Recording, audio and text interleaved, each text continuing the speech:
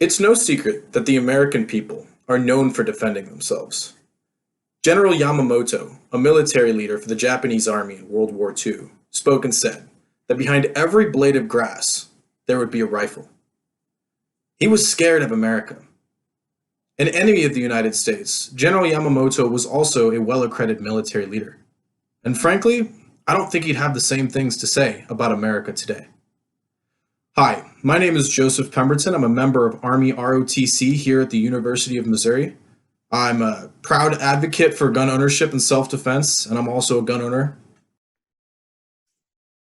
Today, I'll be telling you how guns have saved American lives, explaining how guns can protect you without even being used, and sharing with you why common gun control solutions will not work. Gun ownership has saved American lives and will continue to do so. Guns have served as an effective tool for the defense of freedom in more than just the American homeland. World War I and World War II, the Revolutionary War, where America was created, the Civil War, where we fought for the rights of all people. These historic timestamps emphasize why gun ownership and the defense of gun rights is so important. It is our duty as Americans not to lose sight of our history. The Second Amendment is what guarantees the rights of all American people to own and bear arms. It shall not be infringed. That amendment is here on the screen. An article made by Noah Sucherman, an assistant professor of history at the Chinese University of Hong Kong, illustrates the true purpose of the Second Amendment. It's a hot topic as to what the Second Amendment really meant and what our forefathers intended for it. His emphasis rested solely on its purpose to serve the people. Not the army, not the government, but the free citizens of this nation. He's talking about you. Every feared leader disarmed the population. Here are just a few of these famous leaders with their so-called gun control. Stalin and Hitler are two that everyone knows. A stain on our history, and the first thing that they did was take away the people's ability to defend themselves.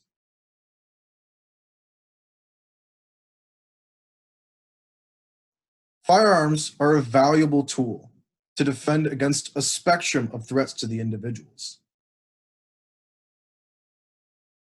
Examples of when firearms presence have saved a life are not hard to come by.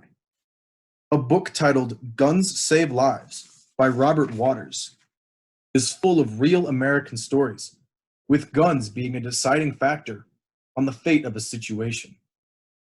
One such example is the case of a serial rapist, Adrian Roderick Cathy, at the University of North Carolina.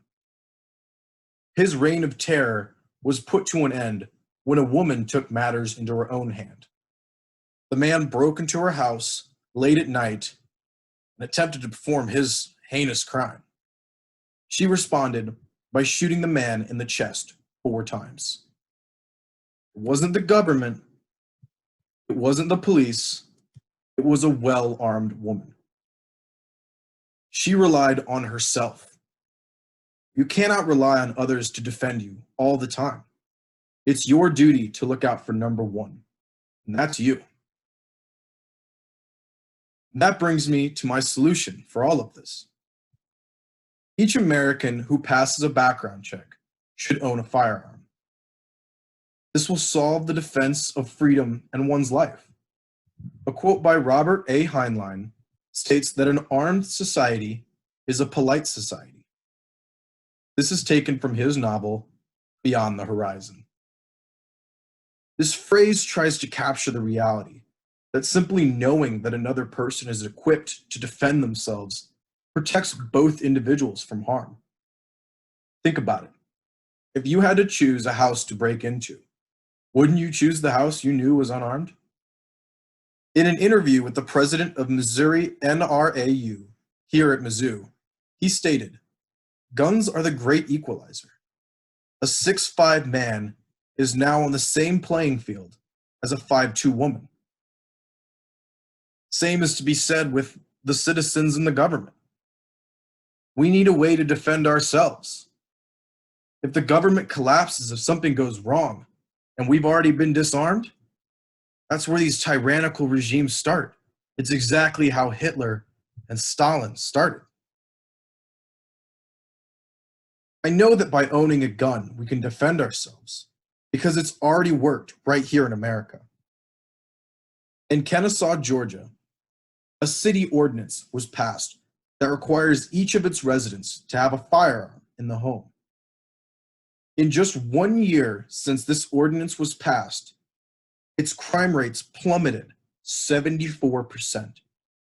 It fell another 45% the following year. The city's crime rates have stayed impressively low to present day. You can even look outside the United States and see how increased gun ownership can lead to decreased violence, or vice versa. In Honduras, gun laws are strictly enforced by a tyrannical government. Unsurprisingly, they boast the highest crime rates in multiple categories. Here I've included a graph displaying the homicide rate to firearms per 100 people. As you can see, Honduras has low firearms, but an incredibly high homicide rate. The United States has just the opposite. People deny these truths because they refuse to believe that evil people will do evil things, regardless of the tools they use to do it.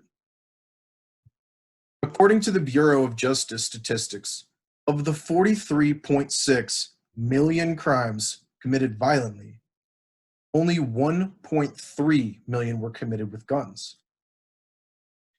Of this 1.3, 40% of them were committed by criminals who obtained their firearms illegally.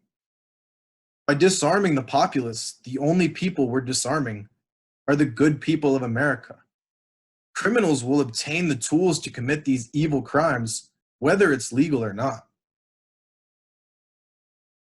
According to the same crime prevention stats, they make a note that regarding almost all crime statistics, fail to take into account the different demographics of people that create higher crime rates.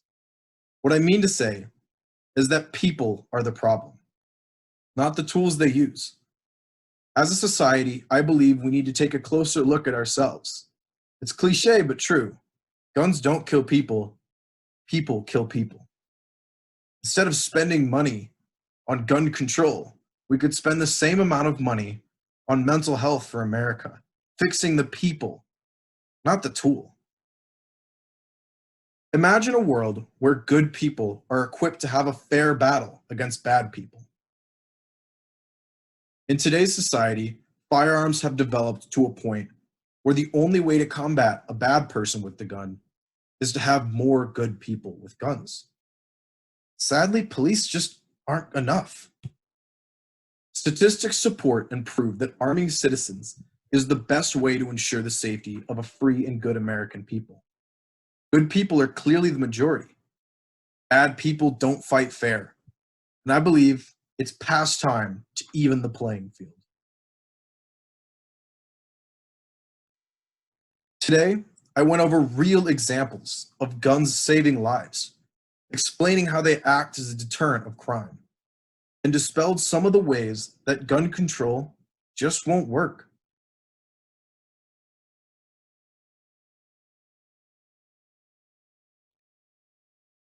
The American people need to arm up and defend themselves again. We've become too reliant on others for our own well-being. Do your part. Go out there and get educated. Almost every gun store and gun range offer classes talking about proper gun use and safety. If you have any questions, feel free to contact me at jpembee@gmail.com. In the eyes of many, a gun owner is a fool, save for one day. I, for one, hope to stay a fool for as long as possible. And remember, Stay strapped or get clapped. Thank you for your time.